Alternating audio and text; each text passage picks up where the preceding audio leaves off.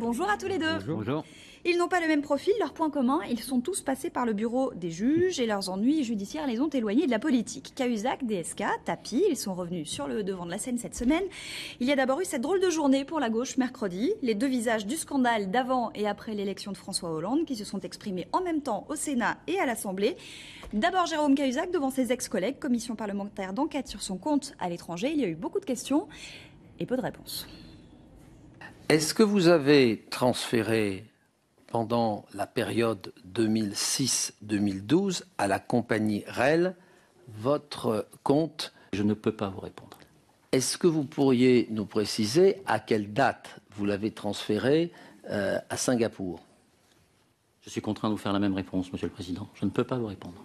Aviez-vous, oui ou non, un compte à la compagnie financière REL sur la période sous revue, c'est-à-dire entre 2006 et 2012? Je ne peux pas répondre à votre question. Et il y en a eu. Les parlementaires présents ont parlé d'un grand bras d'honneur. Comment? Ça a accéléré, là. Ouais. Ils ont parlé d'un grand bras d'honneur que leur a fait Jérôme Cahuzac. Est-ce que c'est aussi votre sentiment? Oui. Enfin, il y avait chez Jérôme Cahuzac à la fois de la douleur affichée et en même temps une superbe, une tenue, une retenue, sinon une arrogance. Il était face à des parlementaires à qui il avait menti, non pas les yeux dans les yeux, puisque ça c'était un journaliste, mais en tout cas face. Et au fond, il n'était pas du tout là comme un repentant. Il était là, au fond, pourquoi d'ailleurs? C'était pas très clair, puisque c'était la confusion avec la justice, disait-il, qui l'empêchait de... C'est la question que je me suis posée. Voilà. Pourquoi était-il là? Pourquoi était-il là? Mais en tout cas, ces journées, elles sont particulièrement saisissantes, parce qu'effectivement, on a un défilé de personnalités importantes devant les prétoires ou bien devant les commissions d'enquête. Alors, le point positif, parce qu'il en faut un pour tenter de respirer, et je suis pas sûr qu'il fasse respirer Éric Zemmour, c'est que la justice œuvre en plus grande liberté qu'autrefois. Et donc, il faut saluer ça, quitte à reconnaître, même à un moment ou à un autre, qu'elle puisse commettre des erreurs. C'est au fond la rançon, sans doute, de cette affaire-là, à payer pour ça. Mais c'est important parce qu'on n'avait jamais vu, au fond, un ancien président de la République, par exemple, ainsi cerné par les juges. Jacques Chirac avait fini par comparaître pour une histoire de queue de cerise, compte tenu de tout ce qu'avait fait son parti, de tout ce qu'il avait couvert, raquette de l'Île-de-France, enfin, etc. Et bon, bref. Donc ça, c'est le point positif. Les autres points négatifs, c'est que bien évidemment, on a des politiques qui sont impuissants dans l'action et qui occupent les pages des faits divers au lieu d'occuper les pages de l'action politique. On élargira après pour revenir simplement à cette commission d'enquête parlementaire. Vous vous demandiez ce qu'il faisait là, Jérôme Cahuzac. Ça sert à quoi aujourd'hui les commissions parlementaires en France? En Italie, par exemple, on voit qu'elles ont un vrai pouvoir d'enquête. Aux États-Unis aussi. Aux États-Unis aussi. Est-ce qu'on ne devrait pas élargir leur pouvoir? Sans doute, surtout avec c'est un serpent de mer. On en parle depuis des années. Depuis, en gros, toute la Ve République, puisqu'elle a réduit le pouvoir du Parlement, et plus encore depuis le développement de la législation européenne, qui a encore réduit son pouvoir. Donc effectivement, s'ils veulent retrouver une utilité, surtout dans l'éventualité du non-cumul des mandats, ils vont s'ennuyer là. Donc il faut absolument leur trouver une activité. Non, j'ironise un peu, mais c'est quand même ça. Je peux dire juste un point sur la commission d'enquête, je te laisse parler. Je voudrais rappeler quand même que la droite les avait empêchés sous Sarkozy, systématiquement, quand la gauche les demandait. C'est un autre progrès. Elles ont lieu plus. Deux, il faudrait quand même que les parlementaires aussi soient au niveau de ce qu'ils devraient faire. C'est-à-dire qu'ils aient un minimum de droit de suite. Les journalistes aussi, dans d'autres circonstances. Mais là, qu'ils posent une question, Cahuzac ne répond pas. Et voilà, on passe à la suivante, comme si de rien n'était, mais c'est pas au niveau. Non, alors moi, je voudrais justement déconstruire votre programme. C'est-à-dire que vous amalgamez trois affaires qui n'ont rien à voir. Je l'ai dit, les profils sont différents. Ben oui, mais non, mais même ça n'a rien à voir. En fait, DSK, bon, il n'a pas été condamné. Et en plus, c'est une histoire qui n'a rien à voir avec l'argent, le détournement de fonds. Bon, c'est pas un modèle de vertu républicaine. Mais ça vous a pas choqué? Excuse-moi. Alors là, de cette manière-là, attends, non, oui. Je réponds. Tu tombes mal parce que je te rappelle que les grands de la République aient passé leur vie au bordel. Oui. Donc, alors la vertu républicaine, alors là, excuse-moi, ça me fait doucement rire. Non, c'est pas vrai d'ailleurs. Bah, si c'est vrai, évidemment que c'est vrai. C'est toute la Troisième République, y passer des banquets au bordel. Donc, Bon, on va l'écouter justement, Dominique Strauss-Kahn. Pas des grands. Le pestiféré d'hier, mais revenu tous, au Sénat. Mais bien pour sûr, il y en a donner même son un qui est avis mort. Je te rappelle, sur un la président de la fraude République qui est mort fiscale dans les et bras sur d'une la finance. prostituée. Dominique C'est pas un grand que l'on va président. écouter, qui a envoyé quelques pics à François Hollande sans le nommer. Incriminer la finance dans le désastre économique que nous vivons en Europe en général et en particulier dans notre pays a pour moi à peu près la même pertinence que incriminer l'industrie automobile quand on parle des morts sur la route. Et hop, tac à François Hollande. Je parlais, oui, j'ai parlé sur votre voix tout à l'heure. Un scandale. Une honte. Les experts sont-ils à ce point rares pour que l'on fasse appel à Dominique Strauss-Kahn pour venir au Sénat, pestiféré d'hier et revenu en majesté cette semaine? Moi, vous savez, ce qui m'amuse dans l'histoire Strauss-Kahn, c'est que ce que je lis, je pense exactement le contraire. C'est-à-dire que depuis 2 ans, il a été traîné dans la boue pour son comportement peu vertueux. Comme si on avait des leçons à donner de vertu à quiconque. Et le lendemain de sa prestation économique, tous les médias se sont exaltés en disant « Ah, magnifique prestation, etc. » Alors que moi, je trouve qu'il a dit quand même beaucoup de lieux communs et que il est de plus en plus le porte-voix d'une idéologie dominante qu'il défendait d'ailleurs avant le FMI, pendant le FMI. Et ça me frappe beaucoup. Et alors là, moi, c'est là que je le trouve très critiquable, parce que sa vie privée, je m'en moque. Et alors là, on est là à lui tresser des louanges et à en faire l'exemple, le modèle, la référence absolue, etc. Alors qu'il répète tout ce que disent les instituts internationaux, qui d'ailleurs reconnaissent les uns après les autres qu'ils se sont trompés. C'est ça qui est extraordinaire. Et lui ne reconnaît pas qu'il s'est trompé. Mais l'institution qu'il a dirigée reconnaît aujourd'hui qu'elle a fait erreur sur erreur. Et lui, il est là, toujours à plastronner sur...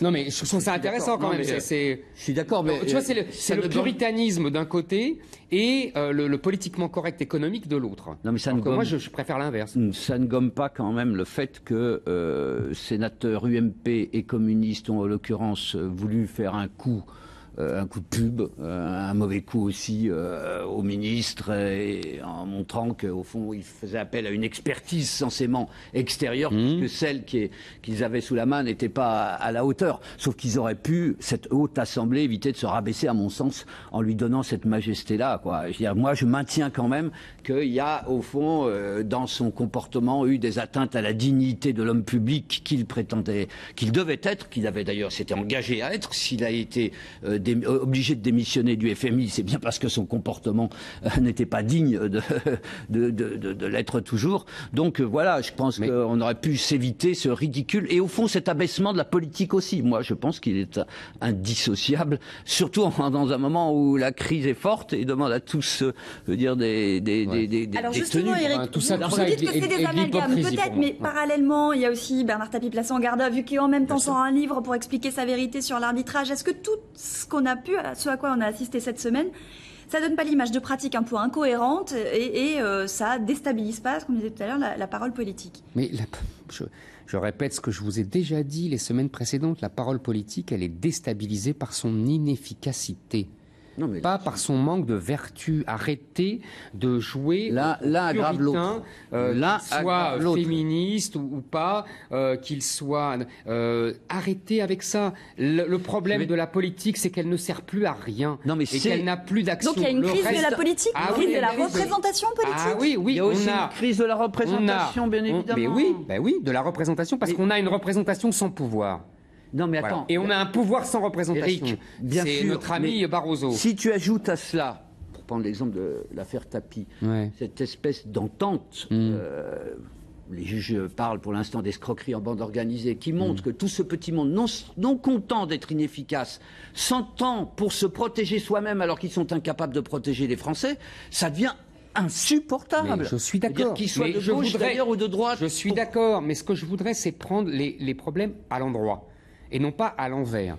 Faut ne mieux pas essayer, mais, commencer par la vertu, commencer par l'inefficacité. C'est un briquet. Parce que la vertu, j'ai dit la semaine dernière, Mazarin était corrompu, et moi ça me gênait pas. On peut reprendre toute l'histoire de France. Hein. C'est la même chose. Il faut arrêter avec ça. Il y avait des grands rois qui avaient beaucoup de maîtresses. Ça gênait pas. Et quand tu dis la vertu républicaine, c'est pour ça que j'ai rigolé. C'est désormais. Je te répète, ils étaient tous au bordel. Donc arrêtons avec ce désormais vertuisme. Totalement imbriqué. Et ça, tu ne veux pas le voir. Non, ça a toujours été imbriqué. Oui. Le problème, c'est Plus que jamais. l'inefficacité. 2, que jamais. là où je te donnerai un point, et je trouve étonnant que tu ne le dises pas, c'est les pratiques mafieuses. Non, mais c'est ce que je voulais dire. Mais là, je suis d'accord. C'est-à-dire que là, on insupportable. a une vraie question qui se pose globalement. Alors là, vous pouvez amalgamer. Tout à l'heure, on parlait de l'arrogance de Cahuzac. Vous vous souvenez qu'on en avait parlé ici. Est-ce que c'est vraiment son argent ? Est-ce que son arrogance ne vient pas du fait qu'il tient les uns et les autres ? Vous vous souvenez, j'avais parlé de l'argent de la campagne de Michel Rocard, etc., etc.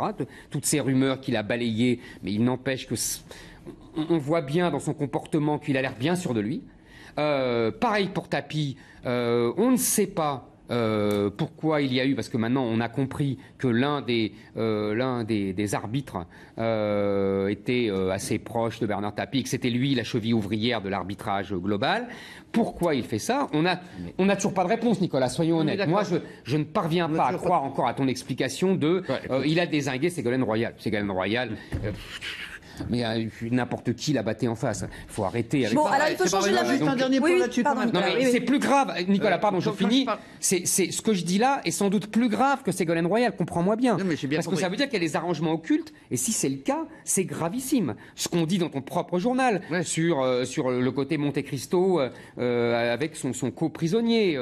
Comment il s'appelle ? Pas Dédé la Sardine. Ça, j'aime beaucoup les surnoms. Moi, ça fait tonton flingueur et ça me plaît beaucoup. Non, mais tu ne peux pas ainsi mettre sur le plan central l'inefficacité et ensuite la morale. Moi, je crois que c'est essentiel. Quand tu, par ailleurs, nous fais l'apologie d'un monde d'autorité, où l'autorité serait redevenue, au fond, quelque chose d'essentiel, la colonne vertébrale d'une société qui n'en a plus.